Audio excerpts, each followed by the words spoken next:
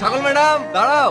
কি ব্যাপার, আপনি আবার মাঠে চলে এসেছেন? কি করবো বলো, বাড়িতে বসে থাকতে ভালো লাগে না, তাই ভাবলাম খোলা আকাশের নিচে তোমার সঙ্গে ছাগল চড়াবো আর গল্প করবো। ও, আমার সঙ্গে ছাগল চড়াবেন তাই তো? ঠিক আছে, তাহলে ওই ছাগলটাকে ঘোরান।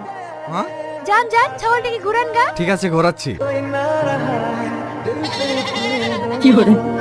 এই, ছাগলটা ছেড়ে দেন, ছেড়ে দেন, মরে যাবে। তুমি তো ঘোরাতে বললে। আরে পাগল, আমি কেন আপনাকে এইভাবে ছাগল ঘোরাতে বলবো? ছাগলটা পরের ফসল খেতে যাচ্ছিল, সেজন্য আপনাকে ঘুরে আনতে বলেছি। সরি সরি, আমি বুঝতে পারিনি। যান, রোদে থাকতে হবে না, ছায়ায় কি বসেন গা, নাহলে রোদে পুরি কালো হয়ে যাবে। তুমিও তো রোদ্রে থাকো, কই তুমি তো কালো হওনি। কে বললো আমি কালো হয়নি? আমাকে তো সবাই কালো পুরি বলেই ডাকে।